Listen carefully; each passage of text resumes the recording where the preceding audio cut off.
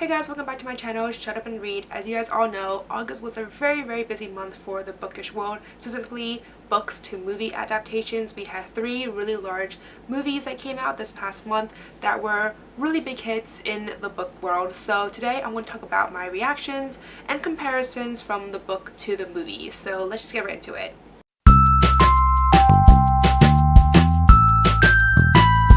So just as a quick refresher in terms of what were the 3 movies that were adapted from the books, the first one was the Darkest Minds movie that was adapted from the first book from the Darkest Minds trilogy by Alexander Bracken that came out early August. And the second movie was To All the Boys I Loved Before, which was adapted from the To All the Boys I Loved Before trilogy by Jenny Han. That came out on Netflix around mid-August. And then the last movie was Crazy Rich Asians, which was adapted from the Crazy Rich Asians trilogy by Kevin Kwan, which also came, I believe it came out the same weekend as To All the Boys I Loved Before, or within a day or two. So these are the 3 book to movie adaptations that I'll be referring to in this video. So just as a brief disclaimer in the beginning of this video that 1, these are all my thoughts, these are all my personal thoughts about what I personally thought about each of these adaptations, and number 2 is there will be spoilers in this video because I will be discussing comparisons between the book to the movie, and there are some references, or there will be some references that might spoil some parts, so I can't guarantee that there aren't any spoilers, which means that there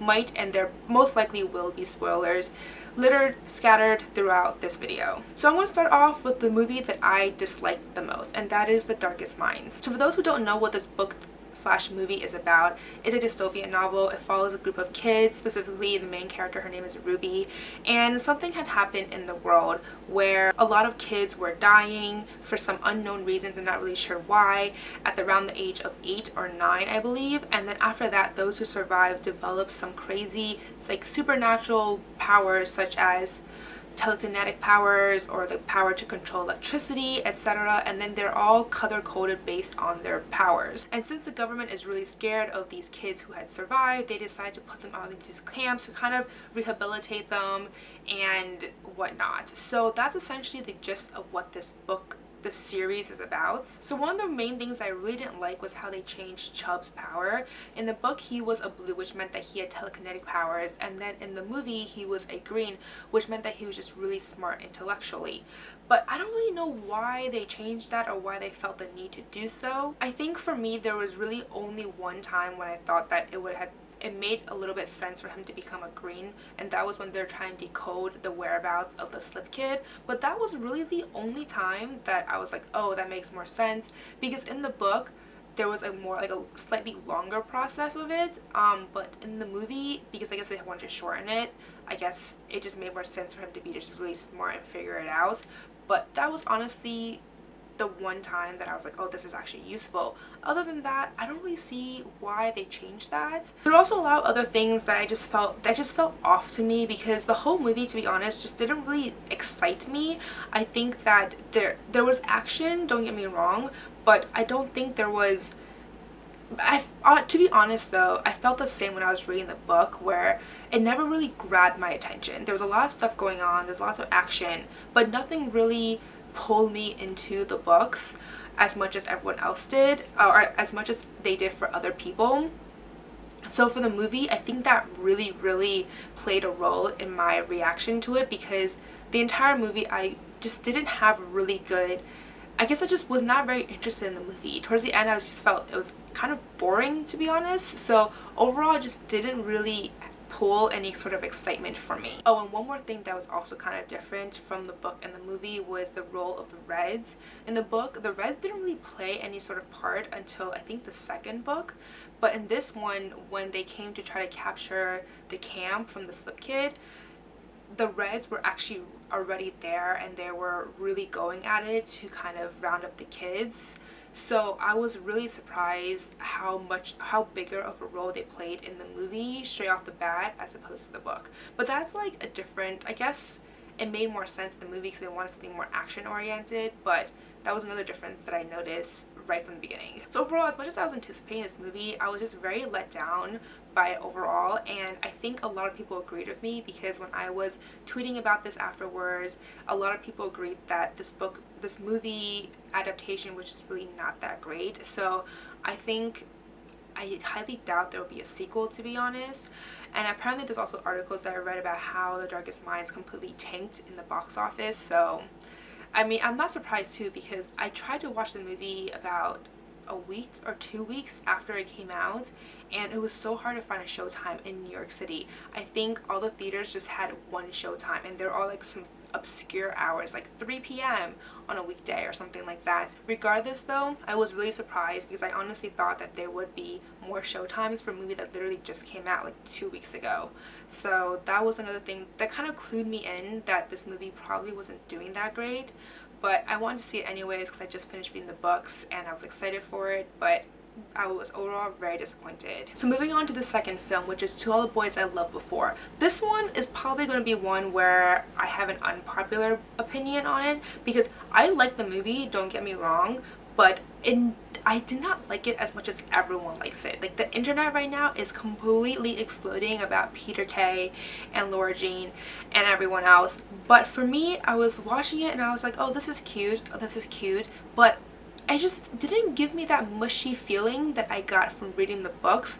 So I want to talk about what I thought about this movie overall, as well as some of the differences and why I didn't really like it as much as I thought I would. So for those who don't know, To All the Boys I Loved Before follows a girl called Laura Jean who lives with her older sister, her younger sister, as well as her father, because her mother had passed away at a young age. So her sister is basically like her mother in a way, from the way how she raised the two younger sisters. So it follows the story of her and how she likes to write, she likes to just do lots of like homey things, which is really nice.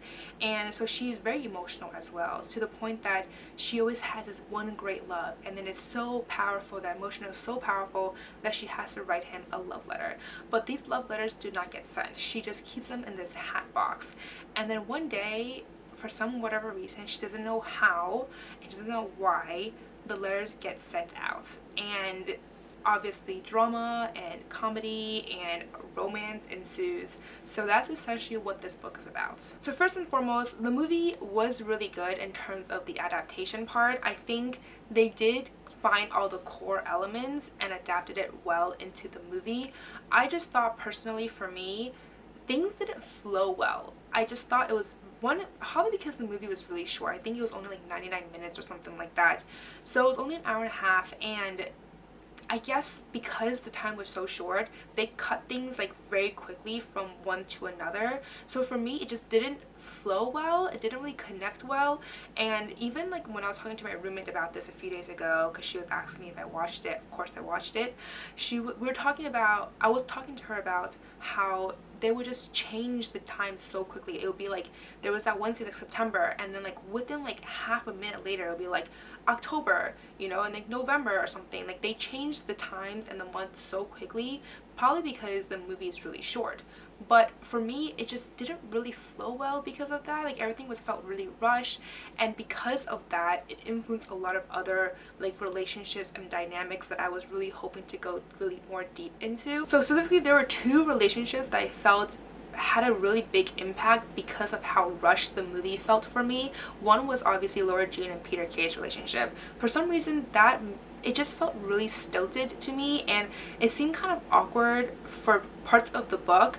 And there was a time when I was like, oh, this is actually really cute, and then even at the ending, it felt really, I don't know, it felt really awkward to me. So that relationship one I was kind of, I don't know, not super enthused about.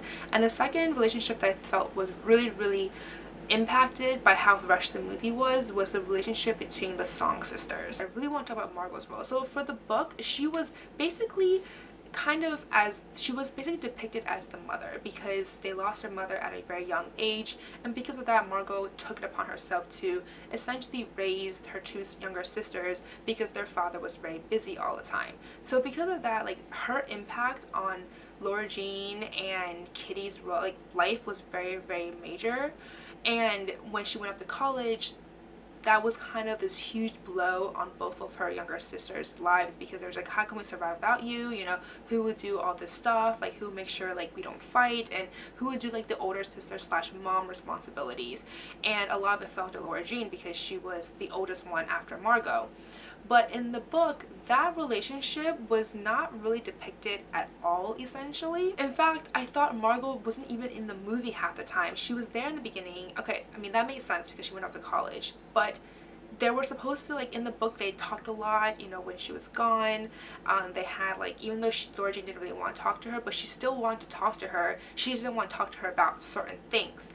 So in the book, I felt like that relationship was still really going really strong, but in the movie it was like she went to college and then they just didn't say anything about her or anything like that for a while. So I just felt like Margot's relationship with her sisters didn't really drive home as it did in the books. So I want to go back a little bit about Peter Kay and Laura Jean again, because I forgot there's two things that I want to mention. So number one was, I feel like, so in the book, their relationship, or Peter's relationship with Kitty, grew really strong throughout the book. You can see how much they bonded with each other through all the activities that they did.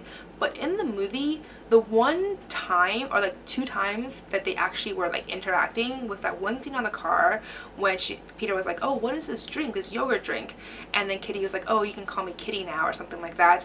And then the other scene was when they had the popcorn pillow fight movie night thing that was going on. But that was the two scenes, I think, from what I can remember, that they really like actually talked. So for that, it just didn't really make sense to me that they bonded, because they only hung out like twice, you know, whereas in the book they hung out all the time. You see him coming over frequently, you know, Kitty's having all these inside jokes with him, and that relationship like really was really strong for me, because I was like, oh, I really like the fact that this guy went out of his way to like make sure that his relationship with your sister is also really strong as well, because that just shows how much he cares for you. But in the movie, I just feel like that didn't really reflect as much, because there just weren't that many scenes with the two of them, period. So that was one part that I wish really developed a little bit more. And the second part was how even Laura Jean and Peter's like scenes together were kind of, for me, it felt like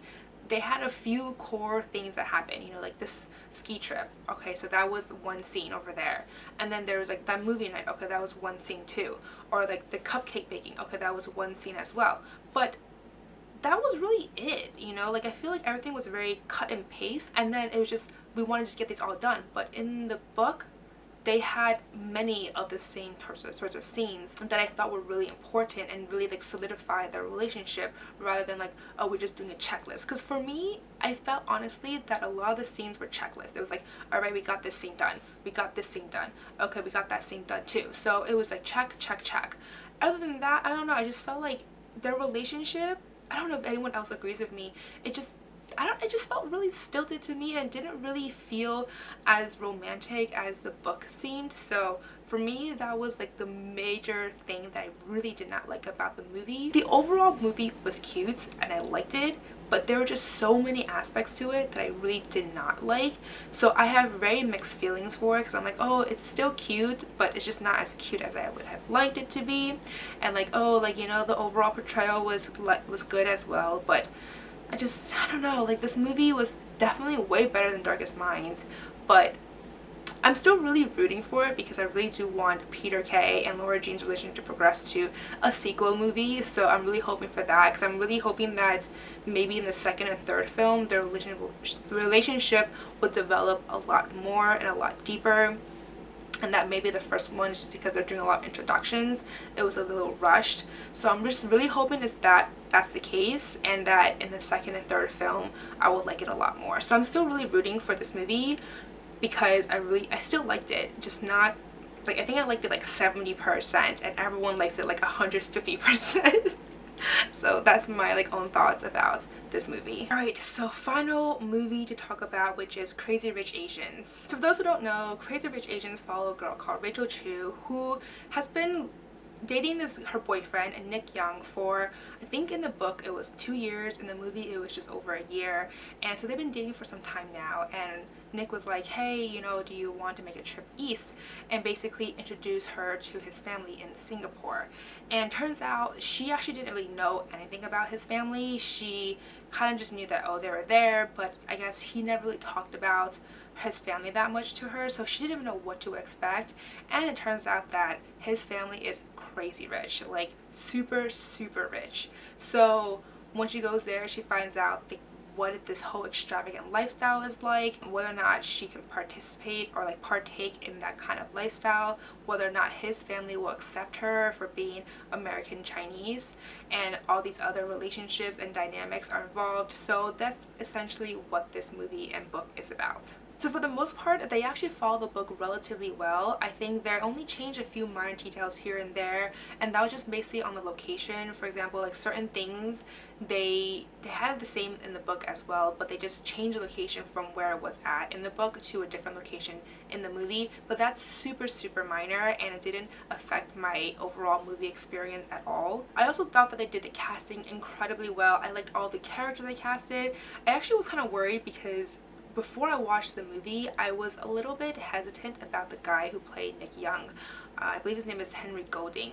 So for him, I don't know, like he didn't really struck me as a very attractive guy. I don't know why. I just thought he was kind of like, oh, he's okay looking, you know, like I just thought he'd be like incredibly good looking, but he's just good looking. And so I was a little bit hesitant. I was a little bit worried, I guess I should say, because I wasn't sure how well that portray on the movie, but it actually worked out really well because I guess he just looked really good in that film, guys. Like, you have no idea, he actually looked really good. So I was really impressed with the overall experience and all the castings for all the characters. In terms of the scenes though, I think they did an overall really good job. As I mentioned earlier, they followed the movie relatively well, and there was one additional scene that they added, and that was the mahjong scene that I actually thought really portrayed the overall experience and the dynamic and the relationship, like the roles of the relationships really well, with specifically with Nick's mother as well as Rachel herself. So I thought that scene was actually a great addition to the film. The ending also had some changes from the book to the movie, specifically the whole, once she found out that her actual father, well, not her biological father, because we don't really know about the status of her biological father, but in terms of her actual father, like her mother's husband at that time, was actually still alive. In the movie, they just portrayed him, she portrayed him as, oh, he was not a good man and we just escaped, and like we don't really know too much about what he's doing now. Whereas in the book, she actually went, or like the author went a little bit more into how, like, what the status, like, oh, where is he at now? It turns out he's in prison, and like she wanted to actually go visit him, and then she found out it actually wasn't her biological father, it was just her mother's husband at that time.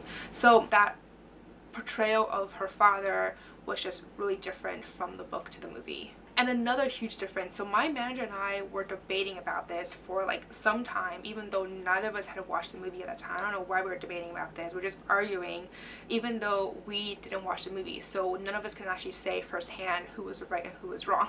So it was like such a silly argument. But anyways, we were just discussing and debating and arguing about how she thought that this movie was basically the entire trilogy, and I told her, I was like, no, I don't think so, because the second movie, like the second book, if I read the synopsis correctly a while ago, was that it talks about how when she gets married and like that what was going on during that time. And I forgot what I believe the third one talked about Astrid more, I believe. Not really sure. I haven't read those two either, but I was like, I'm pretty sure the movie doesn't go that into detail. I'm pretty sure it just follows the first book. And she's like, no, like that's not true. Like my friend watched it and she told me like it's because of this one scene, and it's because Nick actually proposed to Rachel in the movie, whereas in the book he wanted to propose to her and he had the intention of proposing to her when his mom dropped that bomb about her father actually living. So that kind of screwed up his plans in the book, but in the movie he went after her and was like, no, like, and at the end he did propose to her. So I guess that was probably why her friend thought that this movie was the whole like adaptation for the entire trilogy, and I was like, I don't think that's the case. But anyways, that's a huge major difference, because in the movie they actually are engaged now, and you can see that his mother has finally accepted her for what happened, like for who she is after the mahjong scene. So I guess mahjong scenes are really important, guys. And then for the book, I don't think he actually popped the question yet, because I remember thinking to myself like, oh, he didn't actually, like, I guess he didn't pop the question, and I guess it'll happen in the second book. So that was just one really big difference between the movie and the book. Another aspect that I actually really enjoyed in the movie as well were just some subtle additions. I really liked the Asian songs that were being played as a music backgrounds. They were like really nice, to be honest, because it just really showed that this movie is actually set in Singapore. They actually had a lot of good Asian songs being played in the background, which I really liked. So that was a subtle addition that I really enjoyed in the movie. So overall, I really did think that Crazy Rich Asians was a great adaptation, and I cannot wait for the sequel. There is an article about how they're doing a sequel now. I don't think it's like confirmed 100%, but the studio has like greenlighted to be like, okay, we can start preparing for it. So there should be a second sequel, like there should be a sequel for it. Plus, I mean, it's #1 in the box office, if I remember correctly. Pretty sure it's #1 in the box office. So with that, it's like, it'd be kind of silly for them not to do it. So I'm really excited for the next movie and cannot wait to watch that one as well. That's basically all I have to say for these 3 book to movie adaptations. I ended up talking quite a bit, I think, because I actually had a lot of thoughts to say, but I wanted to put them into one video because they're all book to movie adaptations and I want to talk about all 3 of them. And I didn't think it would be wise for me to have them in 3 separate videos. That's like a lot. So I figured I'd just put them into one video, and I will put all the timestamps down below for those who are only interested in a certain movie instead of a different movie. So I'll include that down below. But that's all I have to say in terms of my thoughts. So let me know down below if you watched any of these adaptations. If you did, which ones you liked the most. If you agree with what I had to say, what my thoughts were for each of these adaptations. Let me know all in the comments down below. But anyways, that's all I have to say for this video. Let me know if you like this video by giving me a thumbs up and subscribing down below. Don't forget to follow me on Twitter, Facebook, and Instagram. That's it for today, guys. Thank you. Bye.